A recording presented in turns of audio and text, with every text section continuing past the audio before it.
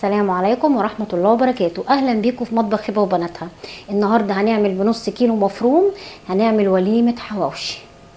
سهر عاملاه اقتصادي اقتصادي، مفيش حد يعلق خالص، هو هيتاكل هيتاكل.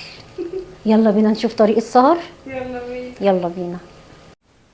هنجهز نص كيلو مفروم، ونص كيلو مفروم عليه كوباية برغل منقوعة ومتصفية كويس جدا، وملح وفلفل ورشة الثلاث بهارات او بشرة جوز الطيب ومعلقتين دقيق ومعلقة نشا وقطعة ليا مبشورة او متقطعة قطع صغيرة جدا، ونص كيلو مفروم بصل احمر على ابيض. عايزة تقللي البصل براحتك، بس هو حواوشي اقتصادي.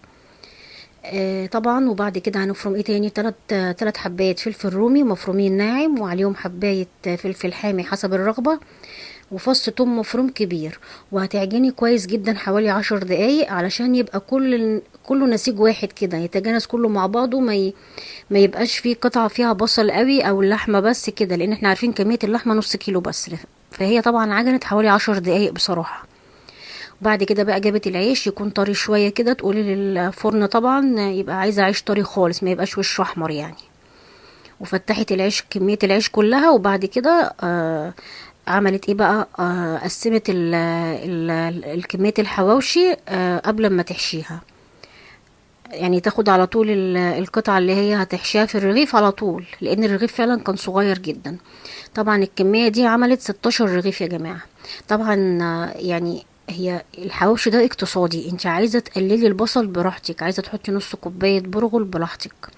بس طبعا البرغل يا جماعة ما فيهوش اي اضرار والله، يعني الناس بتوع الرجيم اصلا ساعات بيستعملوه، بيعملوا منه محشي كمان، علشان السعرات الحرارية بتاعته اقل طبعا. وعلى فكرة البرغل فيه حديد، يعني هو مش حاجة مش هتدي طعم وحش ولا حاجة، لا هو مفيد اصلا يعني. طبعا كده خلاص بتحشي بقى الحواوشي، وبعد كده هتروح ايه بقى؟ مشغله طبعا الجريل في قطعه ليا وحوالي 3 4 معالق زيت بيسخنوا على النار كويس جدا، بس على عين هاديه. احنا هنسوي الحواوشي على عين هاديه. طبعا هي كان بالنسبه لها زي ما انتوا شايفين كده بتحشي على طول، وبتفرد كده بايديها وخلاص على كده. بصوا سهل جدا بصراحه، والكميه كانت حلوه قوي. طبعا تحمري معاه بطاطس، هيبقى حلو قوي كمان، يعني بطاطس كده عليها كاتشب ومايونيز بتبقى حلوه قوي بصراحه مع الحواوشي. خلاص حشت كل الكميه. بعد كده بقى على الجريل وعلى عين متوسطه بقى. لازم اللي هي تسيح خالص كده، يعني كنا موطين عليها خالص خالص يعني. فهتسيبها تسيح خالص، وبعد كده هتنزل بقى بالحواوشي على عين متوسطة، مش عين هادية، عين متوسطة عشان الحواوشي يستوي. هو هيستوي هيبقى زي الفل، عشان تبقوا عارفين يعني. بعد كده بقى بتطلعيه في حلة، وتروحي عاملة ايه بقى؟ مغطياه. خد حوالي 5 دقايق على الوش ده، وحوالي 5 دقايق على الوش ده، زي ما انتوا شايفين. هي عشان الزيت يتصفى منه خالص، عملت ايه؟ بتحط رغيف فوق رغيف علشان السمنة تنزل على الرغيف اللي قبله، لان فعلا احنا ما استخدمناش مادة دهنية تاني خالص. فاهمين الحركة طبعا.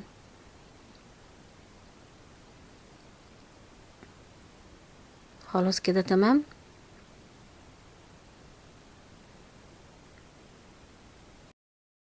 وبكده بعد ما خلصنا خلاص الحواوشي، مش انا اللي خلصته، سهر طبعا. الفحمايه ما نشوف بقى انا سهر عامله طعمه حلو ولا لا. بس كده هنسيبها قد ايه؟ يعني 5 دقايق كده، ونرجع لكم تاني. خلاص اكشف. كشفت. شايف المستور اهو.